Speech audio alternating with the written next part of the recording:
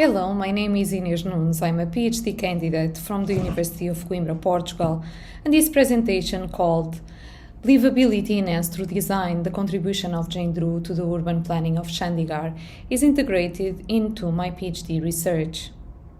It focuses on the architect Jane Drew and aims to highlight the entanglements of her work in the fields of architecture and urban design with the topic of livability. For that, I will present Drew's legacy in Chandigarh, a city that has been consistently credited for India's highest living standards accordingly to Indian Ease of Living Index. The presentation is based on primary research of archival material, mainly the Fry and Drew's papers on London, and on my recent field trip to India. And to address the question, what makes a city livable?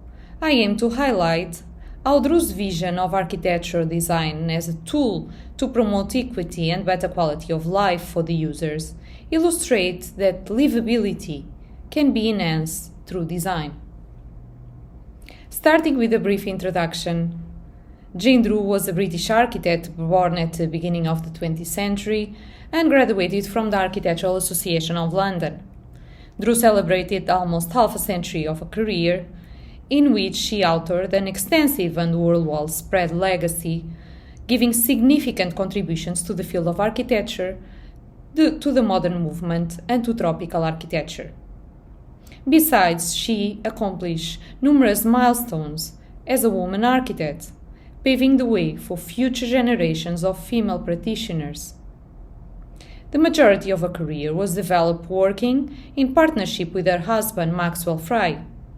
They both started their career in England, and during World War II, they were appointed by the British Empire as West Africa town planners, designing urban plans for the Gambia, Sierra Leone, Nigeria, and Ghana. This marked the initial steps in a series of commissions they received in Africa, namely for educational buildings. Their work in the African continent started a long-lasting relationship with a climate commonly referred to as tropical, and positioned them as pioneering figures in adapting modern architecture to the region's climate. At the time when tropical architecture was gaining momentum within the architectural community. Their innovative contributions and experience in designing in the tropics during the mid-century enabled them to publish the bestseller book Village Housing in the Tropics, that through schemes and diagrams aim to support those operating in the tropical region.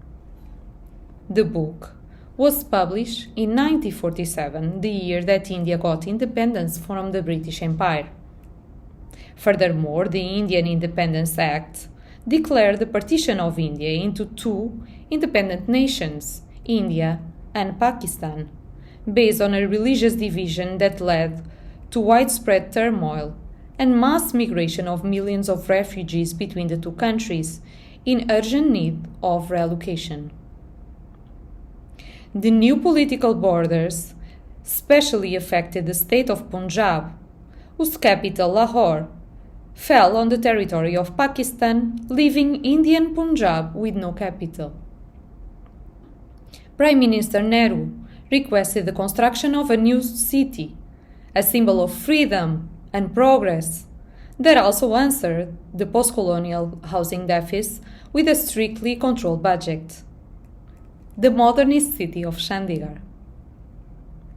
Due to the scarcity of local architects, an overseas design team was selected. Jane Drew and Maxwell Fry were chosen to leverage their extensive tropical experience. Leaving their successful London practice, they moved to India in 1951, appointed as senior architects of the Chandigarh project. They worked alongside Le Corbusier, Pierre Jeanneret, and a team of Indian architects.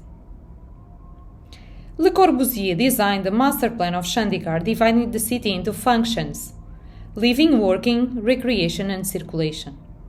Following an anatomic analogy, Le Corbusier designed the heart to encompass the shopping area, the capital complex as the head, where he designed the administrative buildings.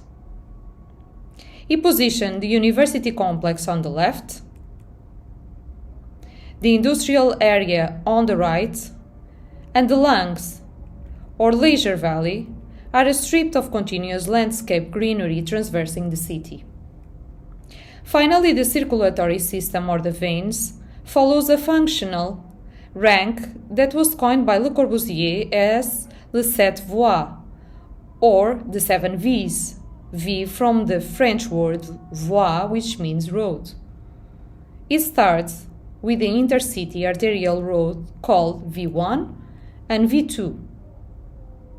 However, it is a set of V3s that form the base of the grid, drawing portrait-oriented rectangles numbered in sequential order. They are called sectors, which layouts was left unfilled by the master plan. The first sector to be designed, still today the most emblematic one, is Sector 22. It functioned as a trial prototype of the overall principles of the plan, which would be replicated citywide. The design of Sector 22 is credited to Jane Drew. Because Sector 22 layout is limited by the fast-moving traffic of the V3s, Drew planned it with no housing frontage development.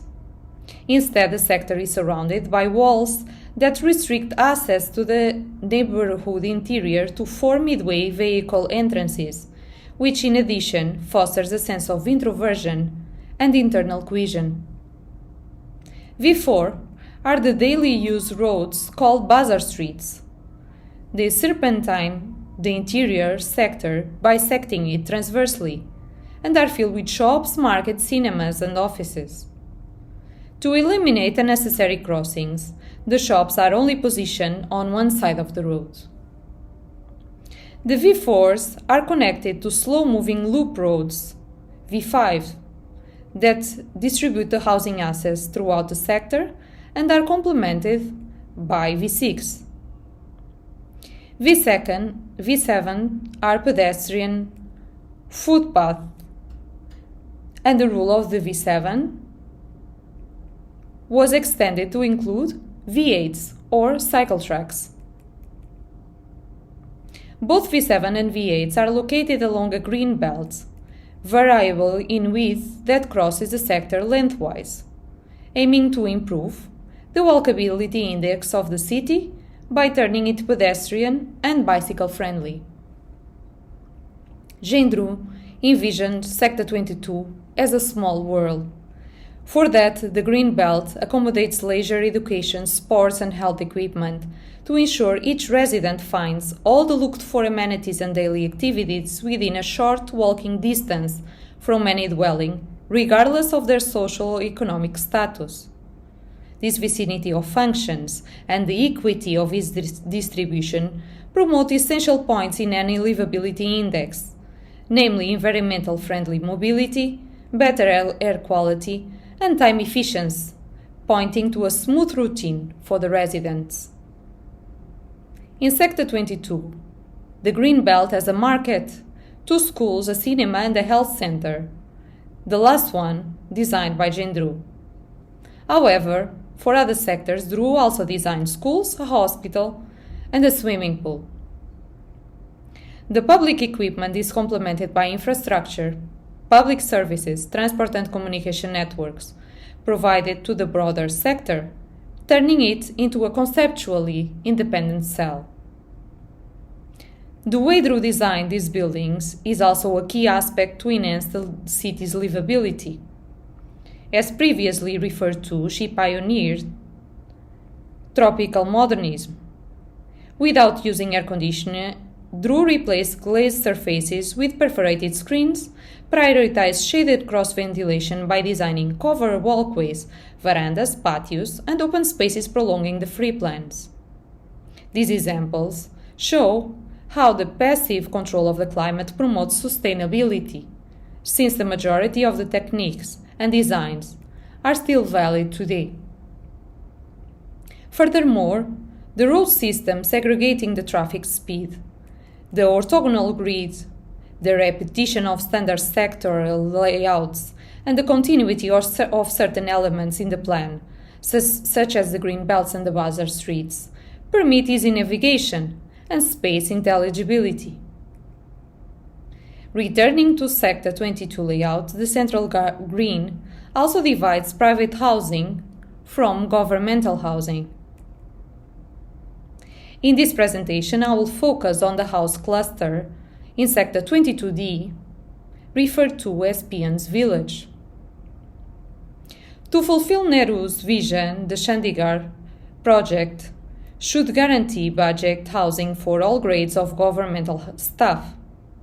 The typology ranged from Type 1 for judges and commissioners to Type 13 for peons and messengers, a rank established accordingly to the resident's salary. According to my recent fieldwork, this community is a remarkable example of Dru's contribution to livability of an urban space achieved through design, illustrating how the social commitment of the architect can frankly improve the quality of life of the inhabitants. Despite the denomination, these units were not villages.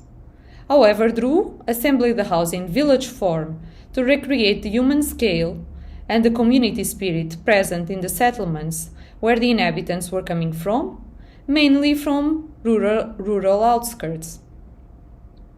The size, around 200 units to accommodate 700 people, also resembled the average size of a Punjabi village. Besides, the narrow internal streets were intimately scaled for pedestrian usage, and even though they can accommodate a car, the initial residents couldn't afford one. And even today, the roads are used by cars and motorbikes, but mainly by pedestrians, bicycles, children playing, and vendors. The roads are organized around a central green space that encompasses a shade seating area and a children's playground. Dru's design fosters social interactions and informal communication among residences, once again strengthening the sense of cohesion. The central gathering area is not the only public space that is appropriated by the community. For instance, by prolonging the terrace roofs of 2 housing blocks, Dru created a covered space that becomes a shelter for sun or rain, a leisure spot for informal gatherings, and a space where clothes are daily ironed. The front yards of the houses also promote bonds between neighbors. Since their landscape and usage reflect the owner's personal choices and budgets, the outcome is an uneven streets facade for flexible spatial practices, offering liveliness to the space. The spontaneous and the inventive ways in which the common space encourages dynamic sociability among residents is a result of Dru's design. It welcomes the genuine expression of those being designed for, crafting networks of belonging between people and space. The livability of the city is truly grasped in the richness and diversity of the sector's interior, which mirror Dru's human approach to planning and contrasts with the formality of the city grid. Moreover, unity is also achieved by walling the village. The brick walls are only punctuated by arched entrances, supporting security aspects. Another way that Dru invested in the sense of community was through landscape design. Tree planting provides shade, lowers the temperature, and gives identity to the public space. In addition, it is also accomplished by the overall architectural identity.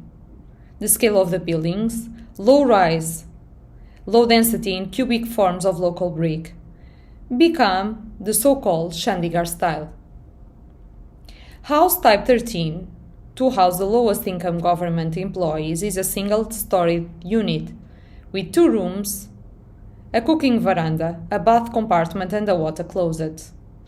The typology significantly raised the minimum standards of low-cost Indian dwellings and empowered a new chapter on livability in India. Noteworthy, Chandigarh was the first Indian city where every legal house had sewage drinking water, and electricity. Part of this success should be credited to Gendru's effort in housing the lowest classes, whose living conditions were greatly improved.